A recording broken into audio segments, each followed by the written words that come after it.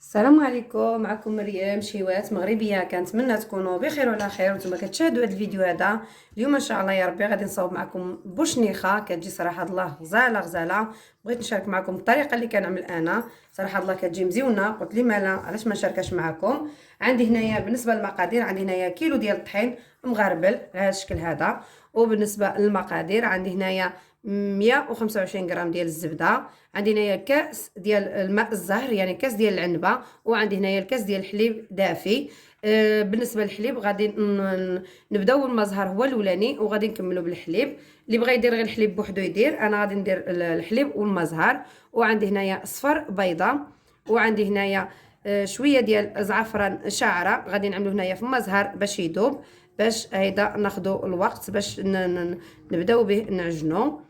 وعندي هنايا مغروفه صغيره ديال الخميره ديال الحلوى، وشويه ديال الخميره ديال الخبز، وقبيصه ديال الملحه. وبالنسبه للخميره ديال الخبز يمكن لكم تعملوا الا كانت عندكم المعجونه كديروا هكا فحال الشكل ديال الحموصه يعني صغيره، ولا غير هكا راس مغروفه صغيره هكا اللي كتكون غبره. وصافي وكندوزو باش نبسو العجينه ديالنا. انا غادي نبسس العجينه مزيان بالزبده، عاد غادي نضيفوا المكونات اخرين.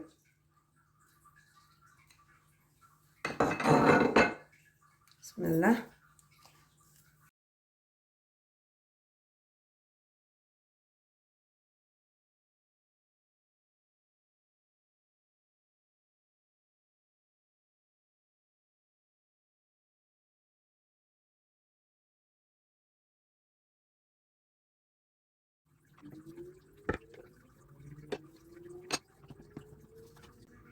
كنصفيو هنايا داك زعفران،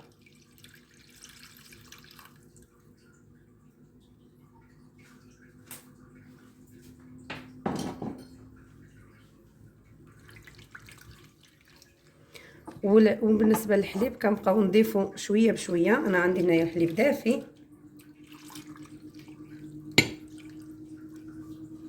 بسم الله. وكنعجنوا العجينه ديالنا مزيان كندلكوها.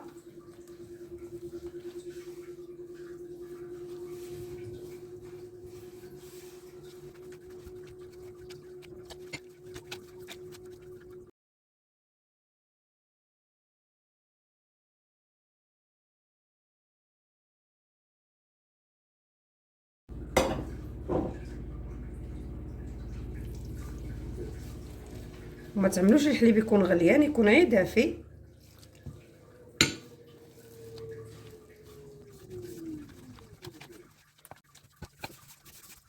تكون شويه ما ثقيله بزاف ما خفيفه بزاف، تكون شويه خفيفه على الشباكيه، تكونش ثقيله بزاف.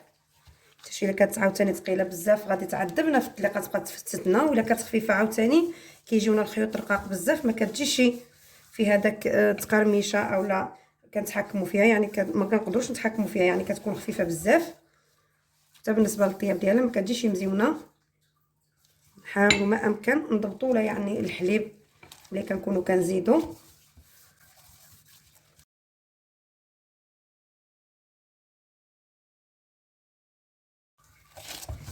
انا غادي ندلكها ونرجع معكم. كما كتشوفوا معايا العجينه راها ماشي خفيفه، راها ثقيله، يعني نحتاجو على هذا القوام هذا تكون ثقيله على هذا الشكل، يعني ماشي راها خفيفه. هانتوما كتشوفوا معايا راها ثقيله.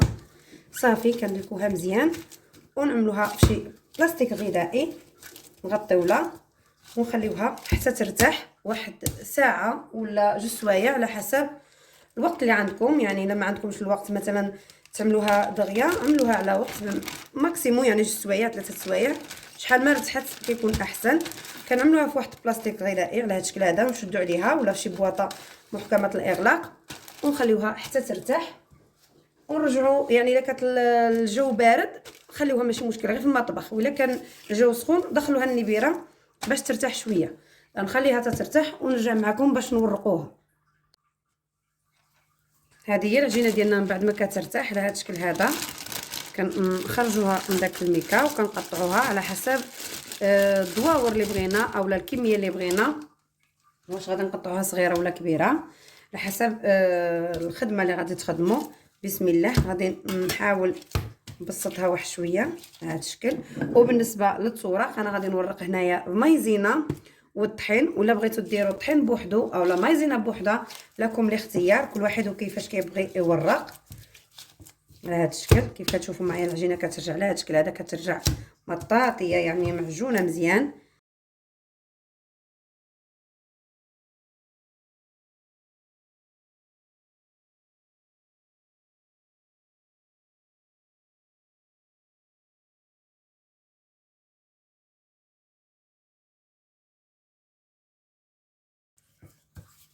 صافي على هذا الشكل هذا. وغادي ندوزها في الماكينه، غادي ندوزها في النمره 3 وغادي ندوزوها في هاد الجهه ديال كتكون ديال سباغيتي. بسم الله.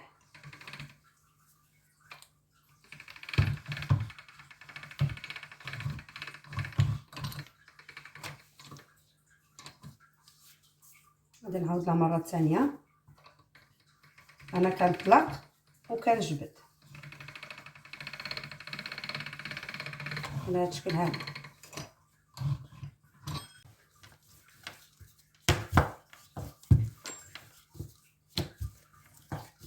كنبقاو مستمرين هكا كنطلقوا في العجينه ديالنا حتى كنوجدوا هكا الاشرطه اللي غادي نحتاجو. من الاحسن من الاول نبداو كنطلعوها على الطليق ديالها تكون طويله باش كتكون عندنا سهله في الطليق ديالها على هذا الشكل. حنا كنعملوا وكندهنوا مايزينا والطحين. مايزينا والطحين كتعطيها واحد التوريقه كتجي زوينه بزاف.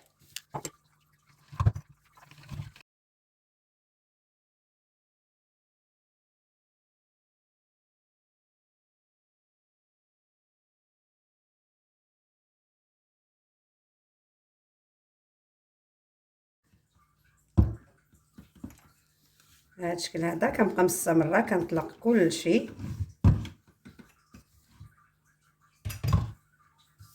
على هذا الشكل. كتطلقوا مثلا 3 4 هكا ديال اشرطه، كتعملوا مايزينا على هذا الشكل باش ما كتلصقناش اولا باش كتجينا مفكوكه من بعضها على هذا الشكل هيدا.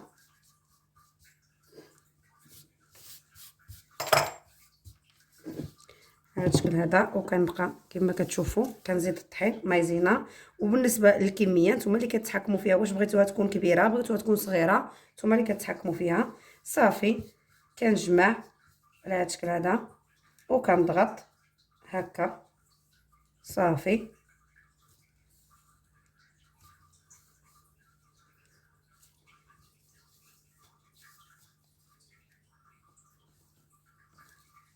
كتجيبوا اما الجراره اما الموس اللي بغيتو صافي، وكتقطعوا على هذا الشكل هذا. كتضغطوا مزيان كتهزوا هكا صافي. ها هي بوشنيخه ديالنا عندنا واجده. انا غادي نكمل الكميه وغادي نرجع معكم باش غادي نقلي. غادي نحطو هكا على سطح العمل اولا في الصينيه ولا هكا على شي طابله، وكتخليوها ماشي مشكل الا نشفت هي احسن، ماشي بالضروره يعني تغطيولا.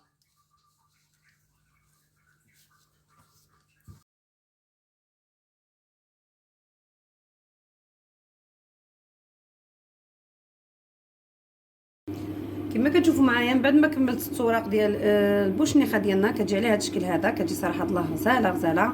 كنتمنى تجربوها وتنال الاعجاب ديالكم. انا عندي هنايا الزيت كيسخن كما كتشوفوا معايا. هنايا عندي الزيت انا كيسخن. عندي هنايا العسل اللي مصاوبه انا في الدار كما كتشوفوا كيجي صراحه الله غزال. وعندي هنايا واحد الكسكاس باش غادي نبقى نحيد من العسل باش نعملوها في الكسكاس باش تفطر. كنتسناو على الزيت ديالنا حتى كتسخن. كنجربوها بشي حاجه ديال العجينه سخونه. بسم الله كنبدا كنقلي.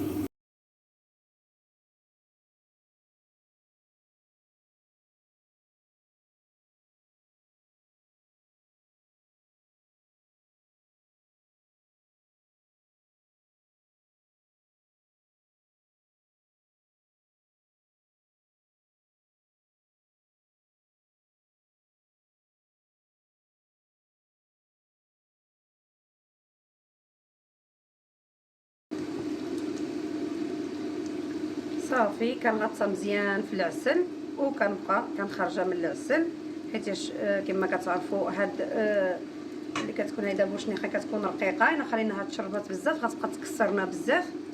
دوك واعي كنغطسوها هكاك سخونه، صافي كنقلبوها واحد 2 مرات وكنحيدوها وكنعملوها تقطع باش كنكملوا الكميه اللي عندنا كامله.